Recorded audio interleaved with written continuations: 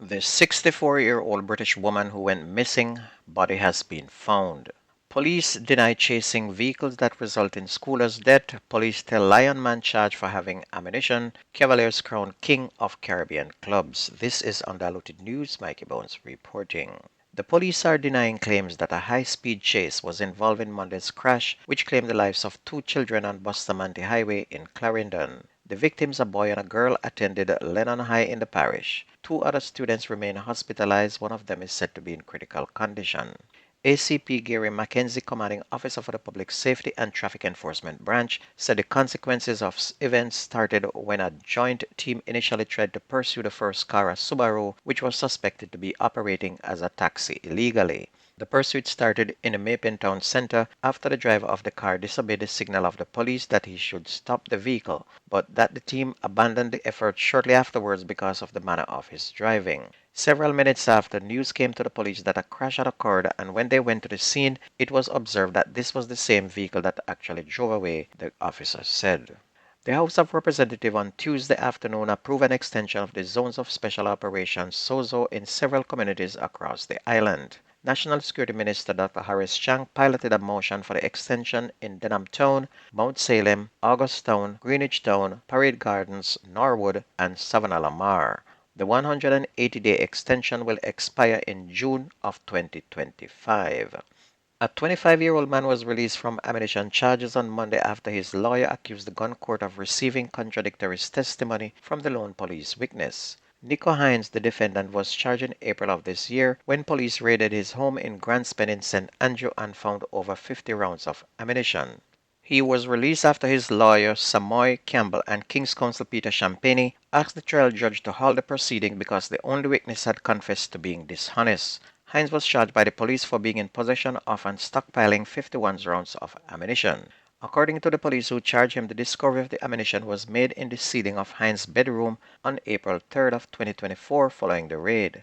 And in giving evidence in the gun court on Monday, the police claimed that a magazine casing was found in another part of the ceiling of Hines' bedroom after a further search. But under cross-examination, Mr. Champagne confronted the policeman with station diary entries that were made by him, making reference to the find of the magazine casing in the tenement yard of Hines near a fowl coop. In another diary entry, it was noted that the magazine was found buried in the yard. So the police diary said it was found in the yard, but he's telling the judge that it was found in the man's house. In bringing the case to a halt, the trial judge, Justice Vaughn Simmet, noted that the policeman's evidence during cross-examination was left in tatters, and it was an embarrassing moment for the honest members of the Jamaica Constabulary Force. And if found guilty, based on the new firearms law, Hines would have been facing 15 to 20 years in prison. Meanwhile, the Westmoreland police are searching for the husband of a British Jamaican woman who was on Monday found dead 9 days after she landed in Jamaica for an annual vacation. The body of 64-year-old Dawnetta Anderson was found in a shallow grave in Petersfield, Westmoreland on Monday night, and it is said she had a large machete wound to the head. The crime scene investigators used the clothing in which Miss Anderson was last seen to positively identify her remains. Her sister, May Cinnamon, described Miss Anderson as a kind, caring, loving, and jovial person, adding that the family is devastated by her death. Miss Anderson's husband of 9 months, 37-year-old Andre Morrison, is being sought by the police as he was the last person seen with her. Superintendent Othniel Dobson, commanding officer for the Westmoreland Police, has reportedly said Morrison has a history of crime and is known by law enforcement and is being sought by the police in multiple divisions. Miss Anderson flew to the island on November 24th, and her husband called her family the next day to inform them that she was missing.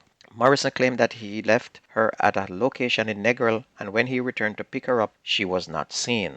He also claimed that he had filed a missing persons report at the Negril police station, but checks by Miss Anderson's family with the police disapprove that claim. She was subsequently reported missing by her sister on November 27, and Miss Anderson had been living in the United Kingdom since age 7. And these foreign-based women continue to go to Jamaica and take up these men who take them and just make puppy show. And the internet is full of these stories. Onto sports, Cavalier Football Club of Jamaica has conquered the Caribbean to take home the CONCACAF Caribbean Cup. Despite losing 2-1 in the second leg to Cibor of the Dominican Republic last night, the team from Eastern St. Andrew were crowned champions based on the away goal rule. Cavaliers had won last week in Jamaica by a 1-0 margin, making the aggregate 2-2. So by the away rule, Cavaliers have now been crowned King of the Caribbean clubs. The Reggae Girls also came from behind to defeat South Africa 3-2 in their second friendly international at the Montego Bay Sports Complex on Monday. Vian Sampson in the 56th minute, Drew Spence in the 64th, and substitute Kayla McKenna in the 76th minute were on target for the Jamaicans. The Reggae Girls had won the opening game against South Africa 3-0 on Friday at the very same venue. Meanwhile, St. Catherine High is through to the Manning Cup finals after beating Jamaica College 5-4 in penalty kicks after the game ended 1-1 after full time. And this is history in the making, as they have never been this far in the Manning Cup ever. And in the next game, Kingston College edged Hydel 1-0 in a highly contested football game. So now Kingston College will face St. Catherine High in the Manning Cup finals. Premier League, Arnett Gardens secured a 1-0 victory over Waterhouse on Monday, wrapping up match day 12 of the Jamaica Premier League at the Waterhouse Mini Stadium. Joel Jones in the 19th-minute strike, his first in the Premier League, secured Arnett Gardens a fifth straight victory. The result lifted them to second in the table with 24 points from 11 games, just 1 point behind leaders Mount Pleasant FA, who have played an additional game. Waterhouse meantime dropped to third in the standing with 22 points from 12 games, extending their winless streak to 3 matches. And in the second match on Monday, Harbourview and Vere played to a 0-0 draw. On to cricket, Bangladesh beat the West Indies by 101 runs to draw level in the two-test match series. Bangladesh was winning a test match in the West Indies for the very first time in 15 years. Spinner Tijul Islam took 5 for 50 on the fourth day as West Indies were bowled out for 185 to hand a 101-run victory to the tourists. And if you missed the news on this station, please go to YouTube, type in Jamerican Undiluted News, listen, like, share, hit the notification bell, subscribe, keep it going. That's news and sports on your favorite radio. My name is Mikey Bones. I gone.